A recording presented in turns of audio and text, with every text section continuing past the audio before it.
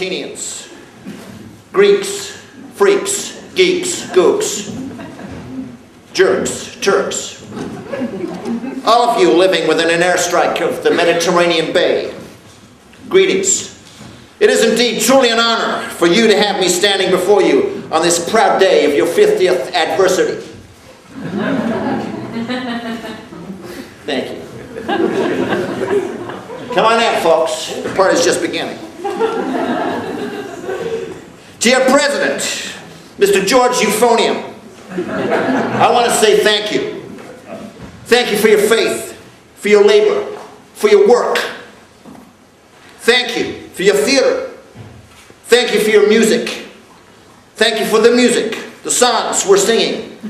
Thanks for all the joys they're bringing. Who can live without it, I ask, in all honesty. Today we commemorate your 15th conservatory. But let me be quite clear. This 50th diversity is not a time for indecency. Even now, intelligence reports tell of rival global detergent forces at work within the artistic community.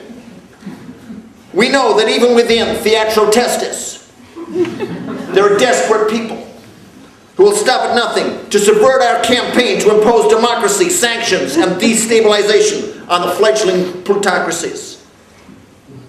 These people will not hesitate to employ satire, hyperboles, pastiche, pasties, sketches,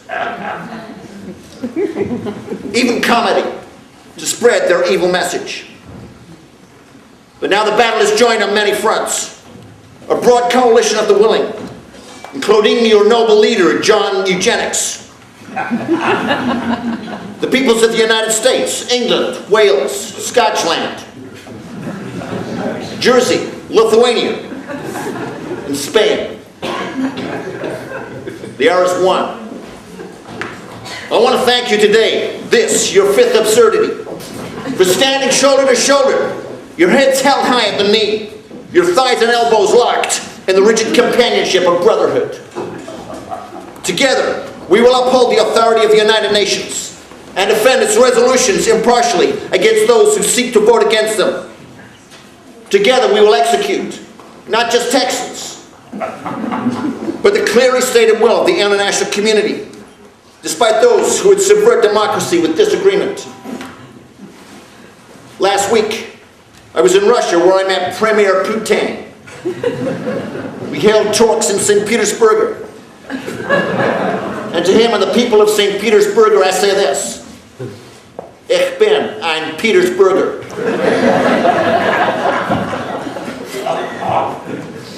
While there, I was asked by a young man, a journalist, if in Iraq I believed the turd was tiny.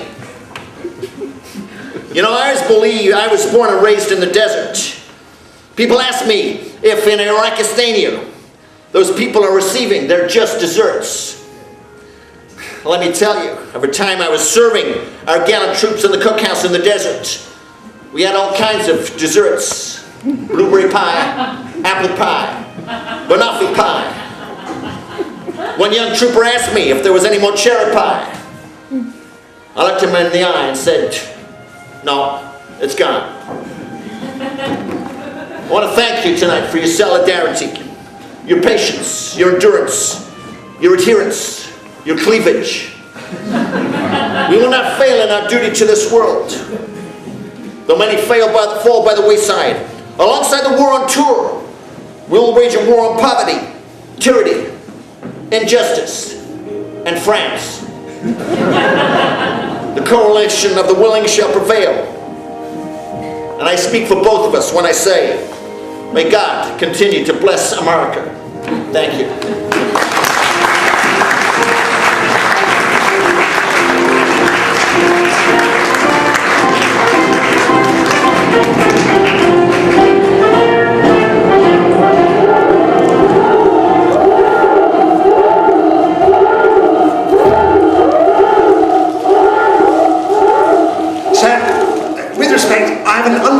Duty to do. I have to ask you why you have sent the wing to attack Iraqistania. Because I thought it proper, Group Captain. Why else would I do such a thing? I must ask you to excuse me, General Kipper. Do not attempt to leave my office, Group Captain. Are you threatening a brother officer with a gun, sir? Cool off, windbreak. You go over there. You pour me a grain alcohol rainwater. Help yourself. I ever tell you, Group Captain, why it is I drink only pure grain alcohol? Filtered rainwater? No, sir, I don't recall that you did. Truth is, Group Captain, before our boys nailed them, Chemical Ali, Dr. Anthrax, Mrs. Germ, all them packs in the card, they were responsible for poisoning the civil water supplies of the entire Western world. Subtle toxins to diminish our strength. Relax, Group Captain. Ain't nothing you can do. I'm the only one who knows how to recall a wing from Arachistania. How much rainwater, sir? Well, about half and half. Did I ever tell you, Group Captain, where it was I came to know this about the water? It was after the act of love with a woman. I noted a slight diminution in my strength. Feelings of melancholy. I do not avoid women, Group Captain. They are attracted to me. They sense my power. But I deny them my essence.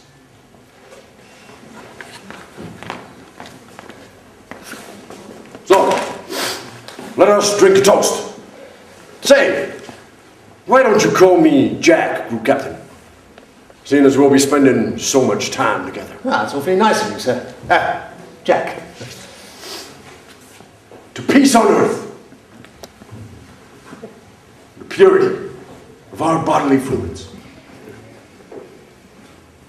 As you say, Jack.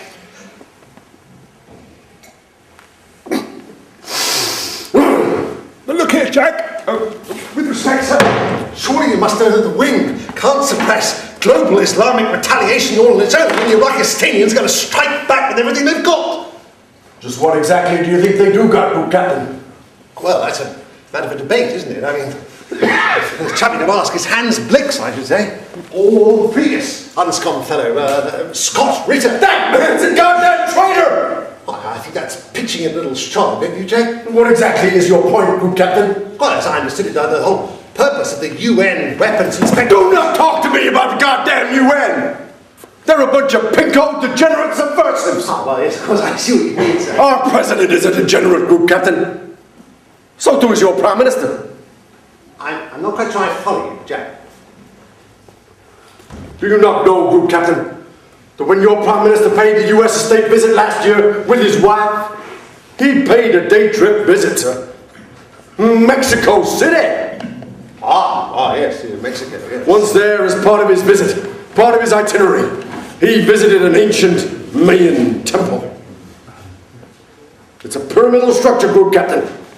Dates back thousands of years.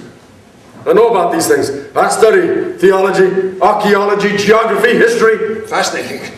Do you know what they did once inside that temple, Group Captain? No, Jack, I don't believe I do.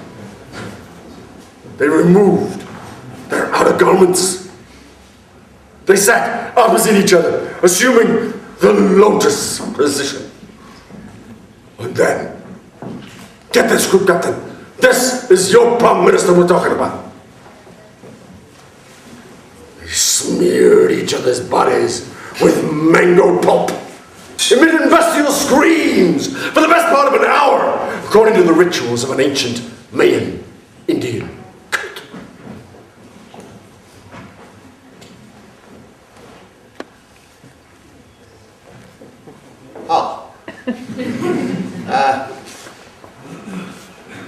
Pair goddamn degenerates, Group Captain! You take my word for it! Yes, this is quite so. I see your point. But look here, Jack, returning to the planes, what I was going to say was you must be aware, sir, of the inevitable consequences of a nuclear strike on Iraqistania. What would be your assessment of them consequences, Group Captain. Well, I think it highly likely that Saddam will throw everything he's got at Israel. Who in turn will retaliate. Probably with nuclear weapons. Whereupon most of the key Islamic states will pitch into the fray and we'll have an all-out world war in the Middle East. Stretching into Central and Southern Asia. India and Pakistan will very likely launch nuclear attacks on each other. God knows what North Korea will do. And Arabia will probably want to join in as well. China and Russia are hardly like to sit on the sidelines with all that lot going on. Not to mention massive scale terrorist retaliation all over the world. Jack. I'd say that was a pretty accurate assessment, Group Captain. Unless we strike first. But sir, no, that nuclear massacre of Islamic states and unprovoked first. Unprovoked! You dare to say that to me, an American? Well, all right, sir, but for heaven's sake! You just think about it, Group Captain. We will indeed be hit hard, but only if we do not strike first, and with all our force, which is exactly what we will do. I don't see how you could possibly know that, sir. Rest assured, Group Captain, while we stand here and chat so enjoyably, the Joint Chiefs of the NATO staff are right now considering their options. Knowing that they cannot recall the wing, they will find they have but one alternative open to them. Total commitment. I suppose it's just possible you may be right, Jack. You're damn right I'm right. Do you mind if I sit down, Jack? Are you a homosexual, Group Captain? Good Lord, no, sir. I'm an officer of the Royal Air Force. That's what I meant, Group Captain. RAF is full of homosexuals. You know that, don't you, Group Captain? Yeah, hoo-ha! Come on! Bring it on! Group Captain, get up here and help me out! Come on, you pussy!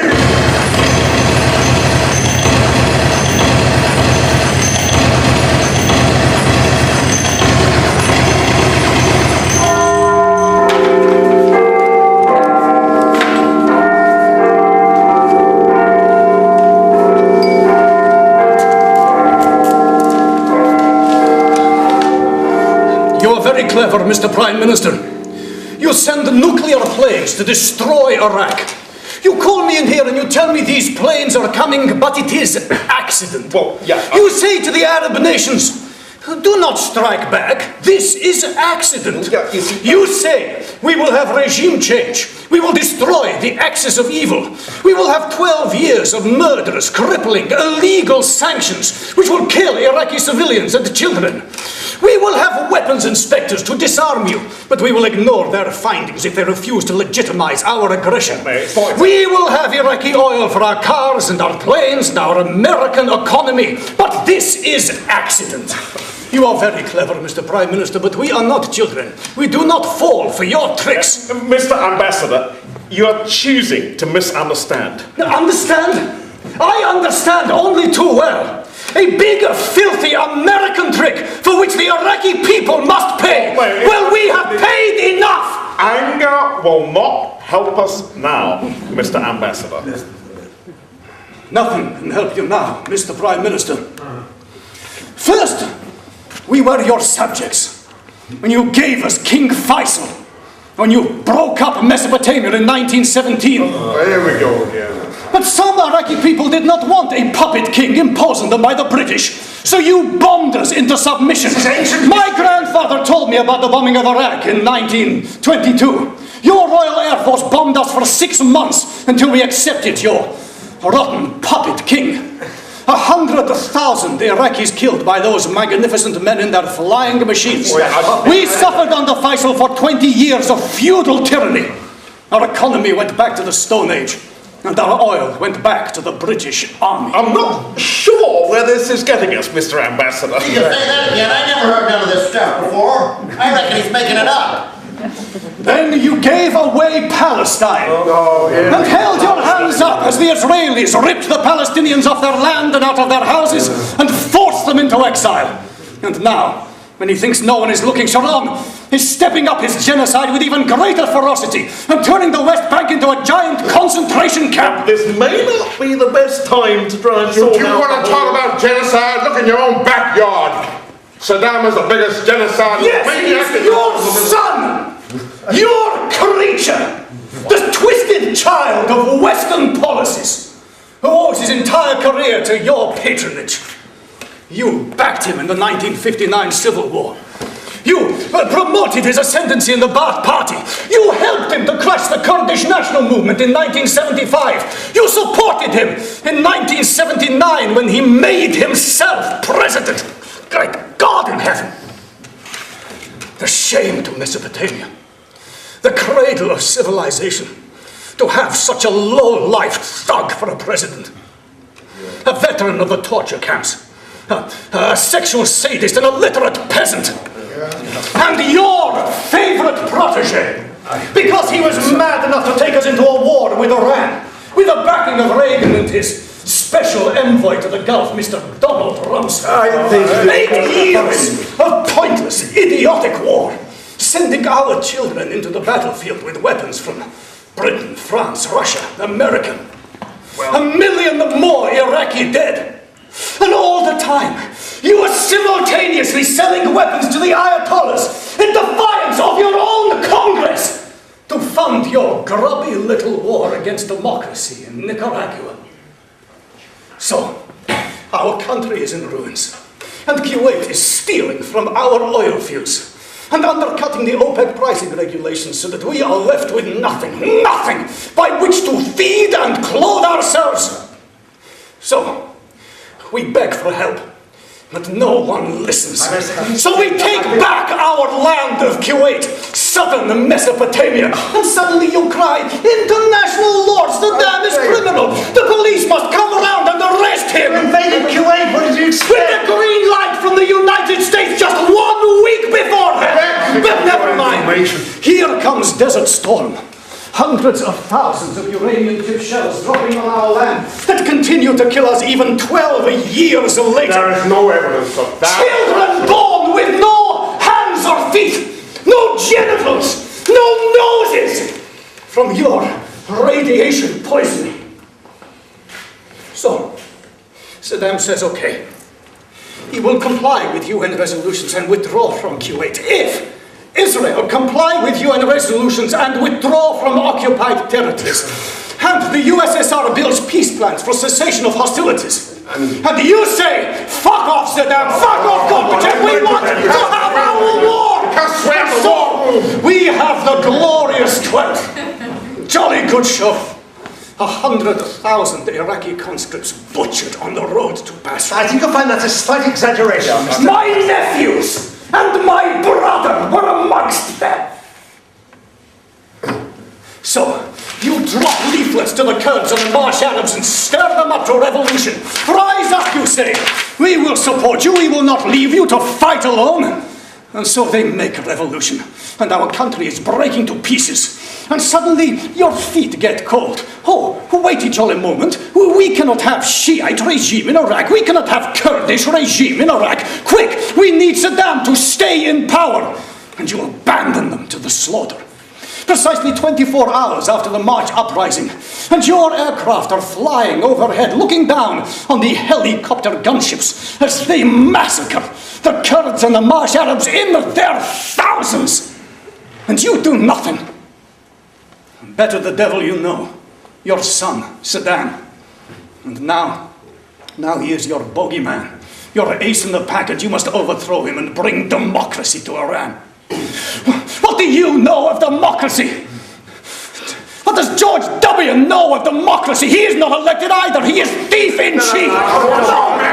When this war is finally over, the latest of so many wars, You will install another puppet gangster to take Saddam's place. Ahmed Shalabi is your #1 favorite, I believe. The biggest crook in the Middle East. And so, you kill us for 12 years with sanctions. 1 million of our children have died. Infrastructure has collapsed. Uranium fallout is everywhere. Our water is full of typhoid, meningitis, cholera, hepatitis, as a direct result of your policies. And now you wage war with us, because your mad dog no longer comes when you call, and we must pay the price. Hundreds of thousands of unexploded cluster bombs littering the streets of Basra and Qazar, mobs rampaging through Baghdad, the looting of our hospitals, museums, archaeology. 5,000 years of history up in smoke! A clean slate on which you can write your new history. McDonald's, Starbucks, Coca-Cola. War on terror. Axis of evil.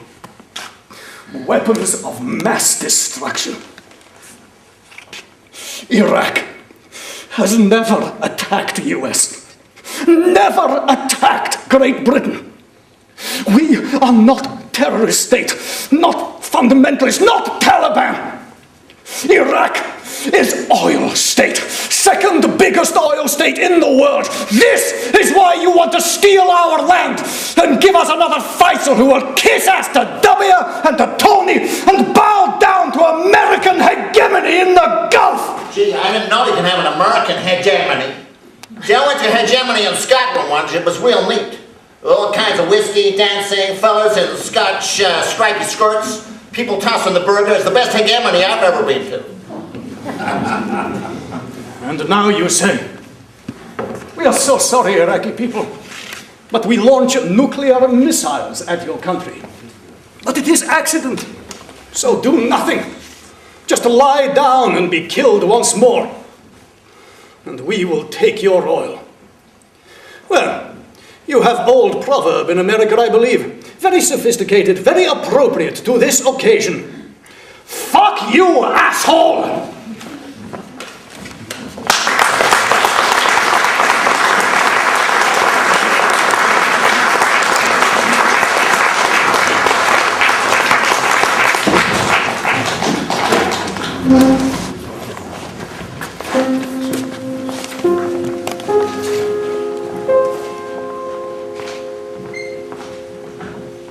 When you attend a funeral, it is sad to think that sooner or later,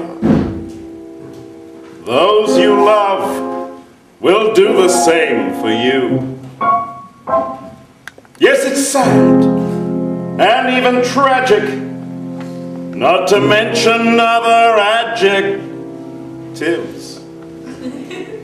To think of all the weeping they will do, but don't you worry.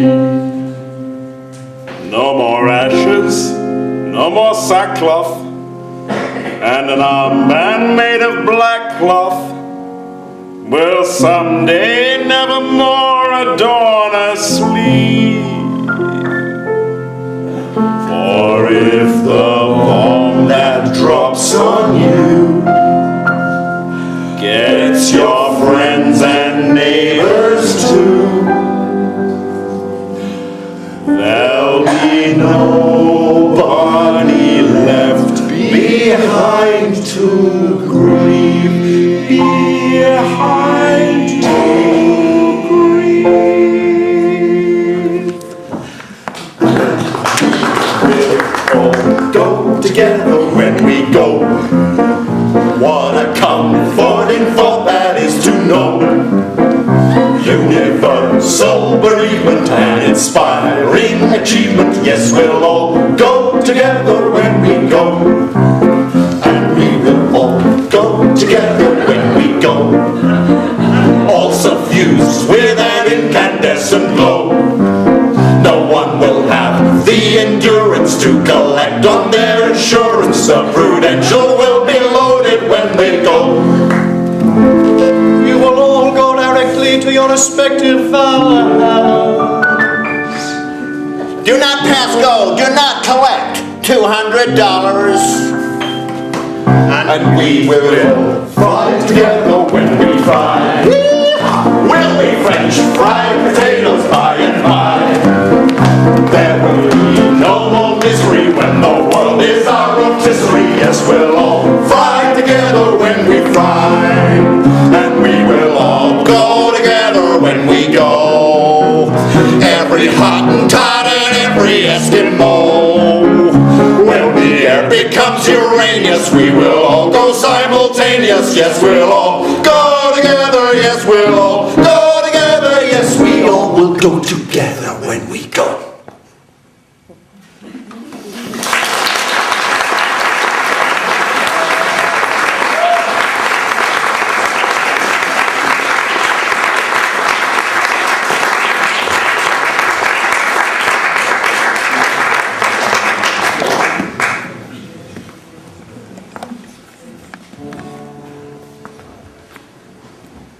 As I was walking in the park one morning bright and early, I saw a mullah with a hook for a hand, and his beard was long and curly.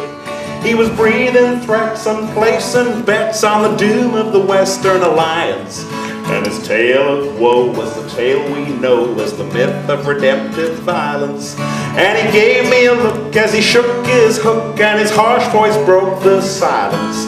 And his tale of woe was the tale we know as the myth of redemptive violence. Oh, the myth of redemptive violence is a tale we tell our kids. Gotta start them young, so when we grow them up, they'll do as it bids. And it don't make a bit of difference if you're on this side or that. You can be a Muslim or a Jew or a Christian, Sikh or a good Hindu or anything between, but we'll get you with the myth of redemptive violence. As I was hopping satellite channels on the television one fine evening, I saw a preacher, a man with a tan, and his hair was big and gleaming. He was telling us why the Lord on high needed cash his work to finance. In the holy war he was fighting for the myth of redemptive violence.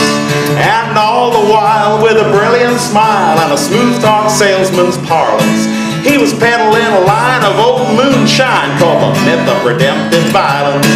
Oh, the myth of redemptive violence is the tale we tell our kids.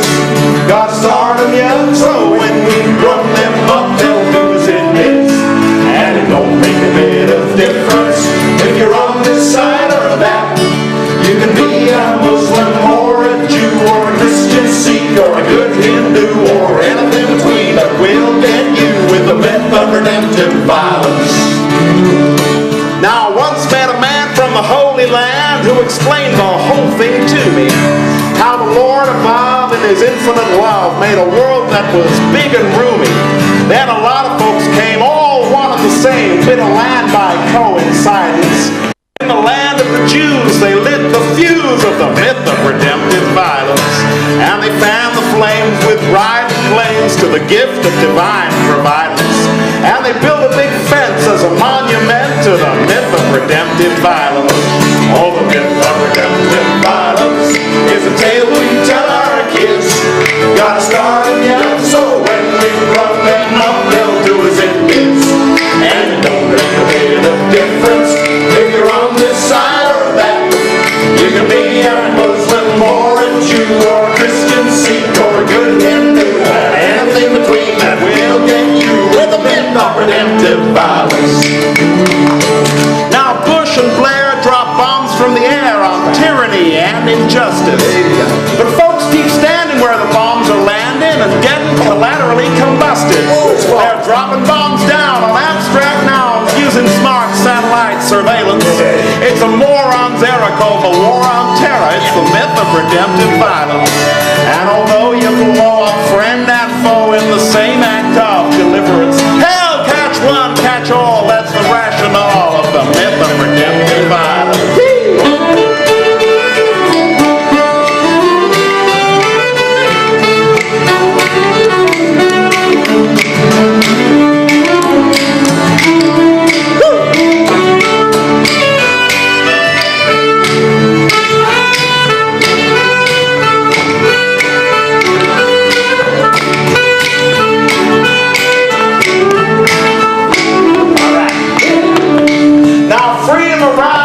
strange disguise such as cluster bombs and invasions.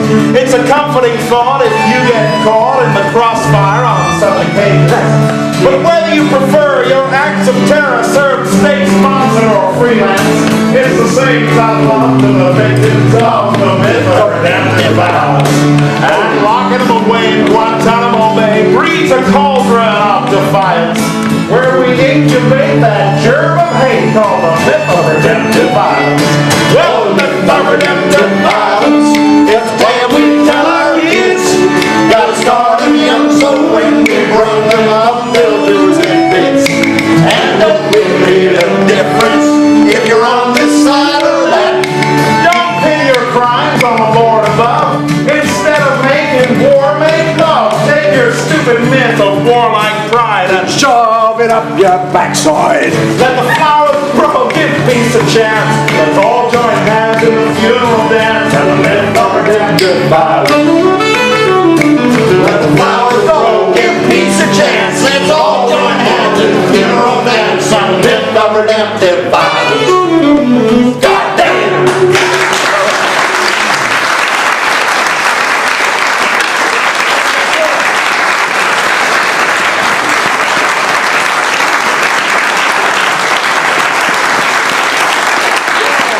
George Eugeniou, a master.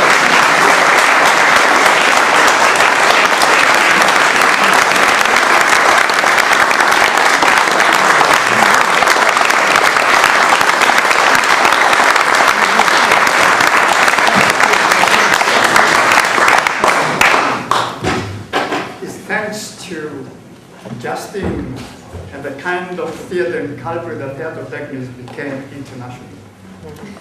They take over, and we are glad they take over. I have found different things, but they came today and said, well, we do these things. One of the actors had to go at 8 o'clock and said, okay, we change the program, and Justin takes over. But it's worth it, isn't it? Yes.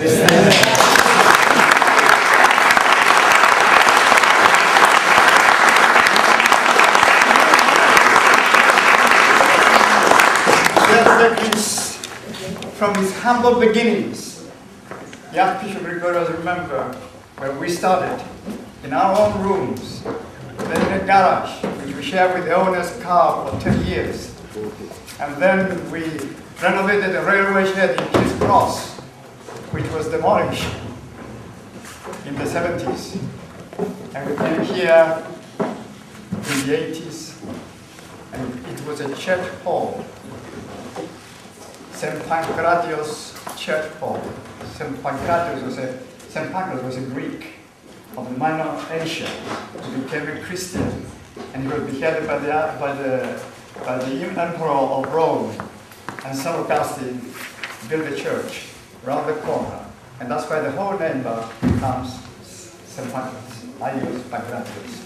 But this time is Dionysus priests that take over the actors. And that's why we're here, and welcome you all to this evening celebrating the 50th anniversary of Theatro Technis. We have distinguished friends, and I would like to ask Jeremy Corbyn, who is with us, and he's been a great supporter from the early beginnings, especially when we had the struggle with the refugees. We had 10,000 refugees from Cyprus as a result of the American policy and the British policy in the Middle East. Cyprus is one of their victims. And Jeremy has been with us ever since. Jeremy, I know you have to go. Please come and sit here.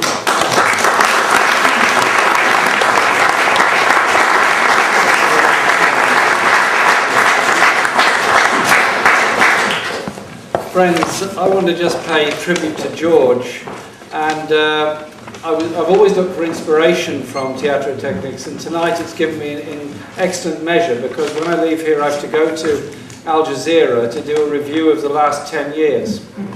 Well, thank you. There's plenty of material there, and I will certainly use that. It also occurs to me that your theatre was founded at exactly the same time as the Campaign for Nuclear Disarmament, 50 years ago, and the contribution you've made through this theatre to inspiration for the Cypriot people in North London, to be a refuge for asylum seekers and refugees, and to be a supporter of all other progressive campaigns of people seeking peace and seeking justice. You've always been there for them, and I really pay tribute to you for that. Now, keeping theatres going is a nightmare of a task. It's a nightmare to found them, it's a nightmare to keep them going, it's a nightmare to find the funds to keep the buildings up, and you've got to spend an awful lot of time trying to raise money and at the same time put on productions, get the audience in and get the community in. And you've done that, you've achieved that, and it's absolutely fantastic. The inspiration you've given so many young people that the theatre is for them, it's not for somebody else. That they can act, it's not for somebody else. That they can perform, it's not for somebody else. That's what you've achieved. And you've done an awful lot to enhance and strengthen all the cultural life of North London. And to me, it's been an absolute pleasure to be able to support you, to applaud what you do, and to work with you in all these causes for peace and justice. George, and all your family, and everybody in the theatre, well done, and thank you very much.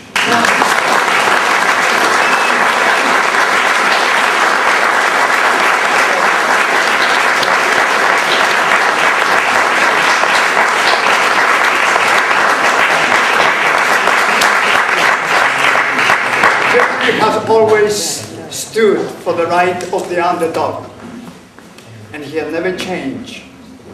He stood by us when we were fighting for the rights of the refugees, which the Home Office would not give them the refugee status, and he came through the churches. We had a sanctuary for 5 months, and we did fight to get them rights. As a result of that fight, 2,000 people won an indefinite leave to stay, and it's thanks to Jeremy and the other people. Bravo.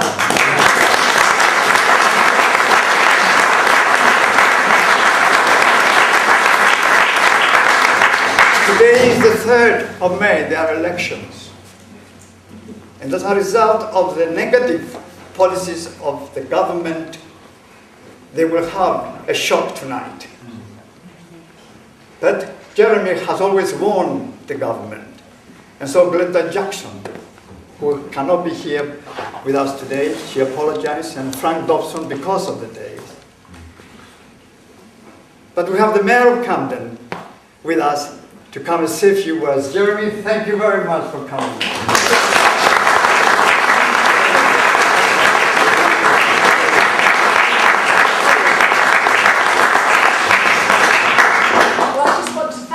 For inviting me here, not only to spend a really lovely evening, but to help join in the celebrations of 50 years of Theatro Technis. It's absolutely wonderful. I have to confess that I really was worried about coming tonight because I know how much George struggles with other funders as well as the council, and lots of arguments that he has with the council, and I thought, I really wonder why he wants to invite the mayor to come and celebrate.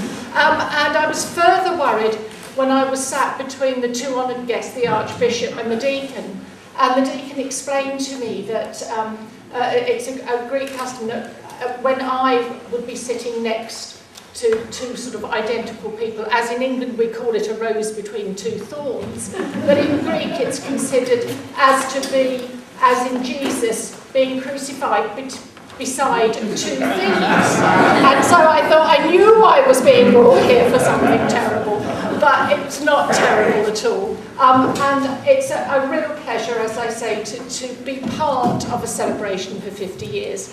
To have this in Camden has been a wonderful thing, I know, and it's really down to your determination and not accepting defeat. And I must admit I wasn't aware that your shed we built Maiden Lane on, and I didn't know that today. So which was demolished by Camden Council. It was. And Maiden Lane, I think, it still causes a few problems. But yes, we tried to incorporate our theatre. We built it. It took us 2 years to build it. We worked in the mud, in the rain for 2 years ourselves. And when they decided to demolish, I said, why don't you incorporate in your housing scheme? He said, no, we cannot.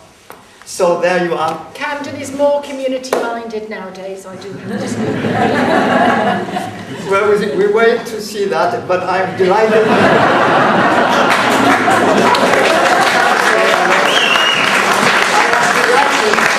Madam Mayor, that you have made the big step forward for us.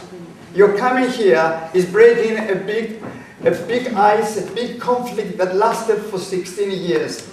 And if you examine the truth of that conflict, you find that we were not in the wrong. But I'm not going to... Anyway, congratulations. Thank you very much. Wonderful. Thank you very much.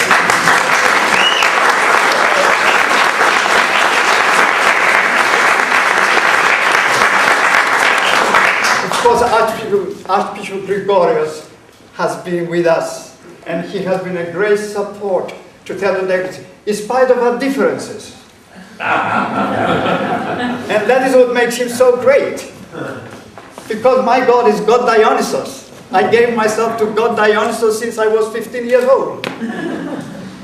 But that doesn't make any difference, because we are serving the same thing. We are serving the people, the arts. We are a voice to the underdog, and give courage and hope to those who have no hope.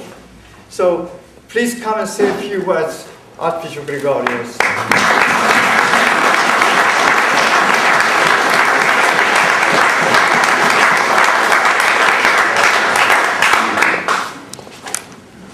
First of all, I wanted to congratulate you warmly, because you endured 50 years to establish yourself the Theatro Technis in this part of the world, as Mr. Corbyn said, and all of us witness, most of us witness your hard work, your dedication, and your love and your inspiration in this particular part of human being, theatro. It's a Greek word, theatro. Something which theome. Somebody asked me, what is the difference between I see and theome? Theatro, theome. In Greek, in the New Testament says theasameni. Anastasi in Christou theasameni.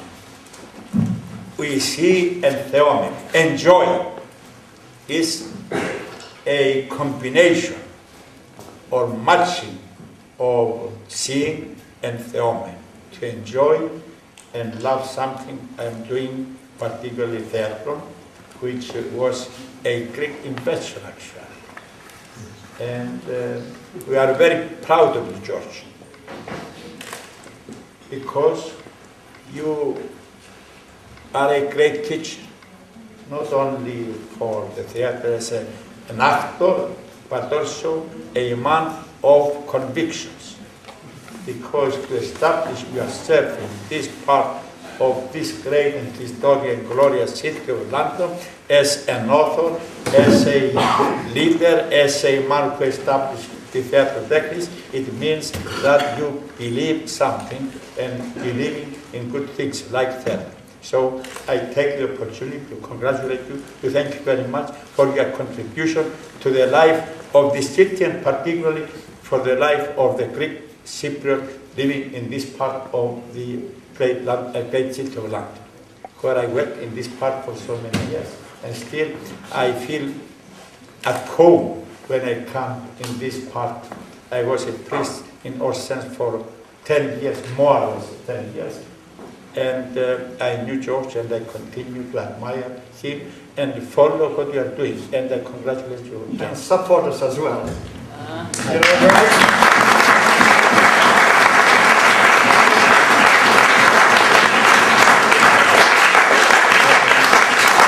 God can give you strength for another 50 years to continue to work.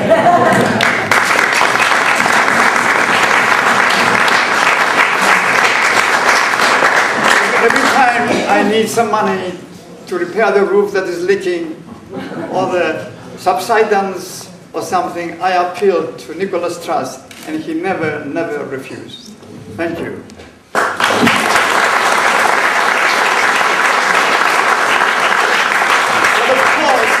It's not George who built this. There are hundreds and hundreds of people that passed through Theatro Technis over the 5 decades.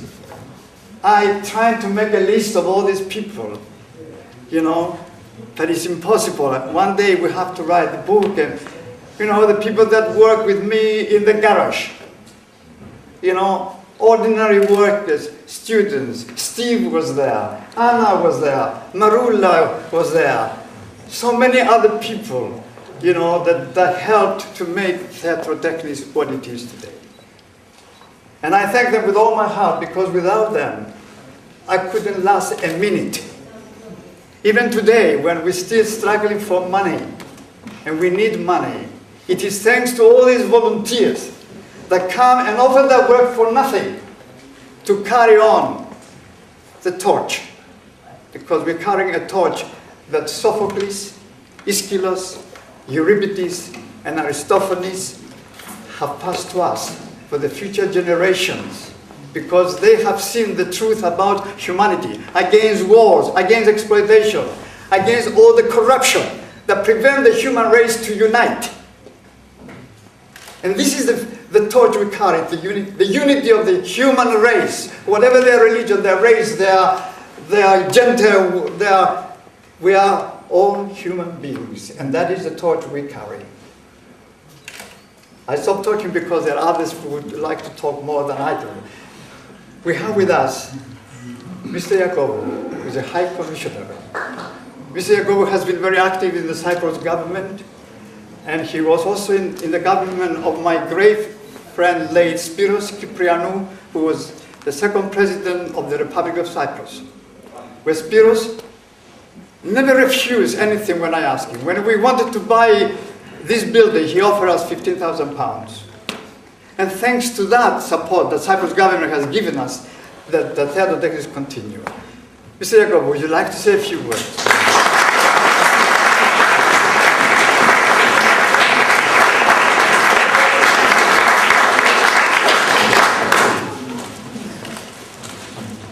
Well, I also knew the late Spyros Kyprianou from the 2nd of September 1955. And I remember you well because I followed during those days of 55 to 60 that was in London, all your struggles to create this theatre. I could say I was present at the creation. And I have really admired you all these years because you came from a humble background, but you didn't so much strive for living, but for the good life, the quality of life, for giving to people what is something special, it's a gift. And you've shared this gift with many. You are also a man of principle. You stood up for these principles. You stood up for the Cypriot people. We heard you remind the audience about the invasion, about creation of refugee problems, but you've taken a lot of other causes under your wing. But you have also stood for reconciliation. You have been a focal point for what we call today the intercultural dialogue. You know, we found interfaith dialogue too complicated, so we have shifted now to intercultural dialogue. But you have been doing that for so many years. So it's a pleasure to be here, to commend you, to congratulate you. And we've seen how entertaining the theater is. I remember, of course, the Greek word for enjoyment, psychagogia. What is psychagogia? Is the education of our soul. This is what it means.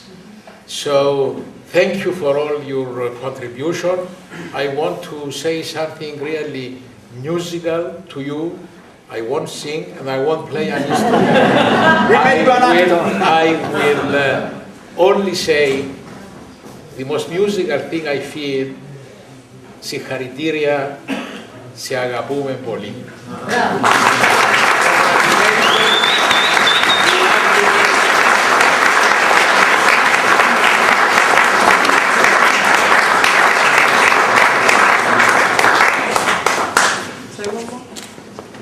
Thank you very much, Mr. Iacovou. And do pass the message in Cyprus. We are here.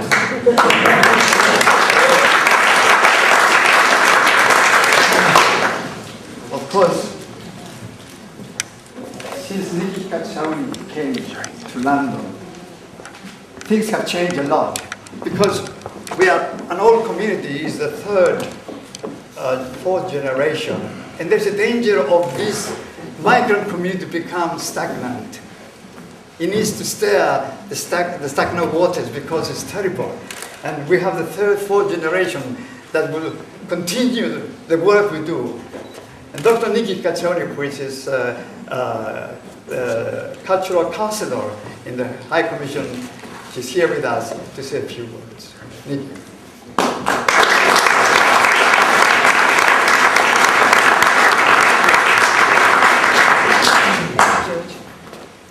We had to wait for 50 whole years to come out and say what a fringe, theatrical, ever-changing group, Theatro Technis, created and kept alive by a talented, hard worker, and stubborn Lemeshanos, George Eugeniou, means to the particular society in which we live and to the society as a whole.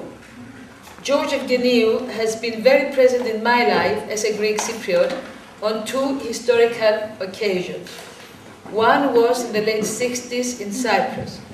Eugeniou came over from London to Nicosia, and many people went to see the performance. Soon after we were seated, and minutes before the performance started, the theatre was filled with smoke that drove the people out in fear and in tears. Tear bombs were thrown by the junta collaborators in Cyprus against the performance of a man known for his democratic stance. The threat that real bombs would follow the tear gas ones gave people a real fright that night in Nicosia in 1969. But the symbolic always encapsulates the real, albeit in a blurred form. 5 years later, we in Cyprus woke up one morning in July to find that the junta had staged a military coup in Cyprus that would soon lead to the Turkish invasion and the occupation of a great part of our island by the Turkish army. The symbolic of 1969, George, became the fact of 1974. In the autumn of 1974, I found myself in London working for a democratic newspaper trying to rally the people to the Cyprus cause. Eugeniou was already there, in the first line of mobilization, with his theatre performing again, as in those dark days of the dictatorship, Aeschylus and Sophocles. There he was, one step ahead of all of us, to stage not the ancient, but the modern drama of Cyprus this time. French theatre, like Theatro Technis, thrives in Britain, which means it barely survives financially. It goes through tremendous hardships. It can scarcely feed its members, hence their slim figures, like Georges and Maroulas. But it is what theatre is all about. Made people for the people. Joan Littlewood would be very happy tonight. It is not by accident that Greek drama is the art of the Athenian Republic. Nowhere else in the world can one find such like theatrical invention, supported theoretically by Aristotle, a philosopher, in his Poetics, but watched by all classes alike, by special permission, not only men, but even the lowly women and slaves could watch the performances of Greek drama that lasted for days at the magnificent theatre of Epidaurus, near the Asclepion, the temple of the god of health. For us, Greeks, health means that of body and thinking alike, but most of all, what is George doing tonight of critical thinking and of dialogue. George Eugeniou, as a writer, exercises exactly the perennial bad Greek habit to criticize what is wrong with society in a dialectical way, which means also listening to the other's view with one goal, the common good.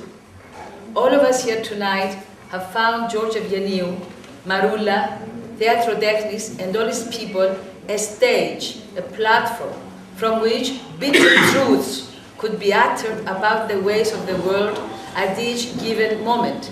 And our utter belief that working like Eugeniou does, each and every one of us can make this world a better theater of peace and creativity between the different cultures that intermingle so marvelously under the roof of the Theatro Technis for the next century.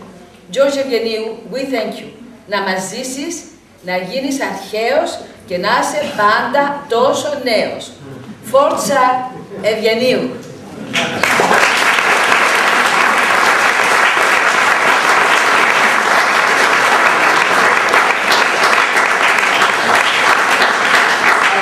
Repeat again, I am just the driving force. The individual is not that important. It's the people that are collectively creating, to achieve something. I could not get any strength without these people, so I was the motivation and the driving force, and I'm still that. Thank you very much.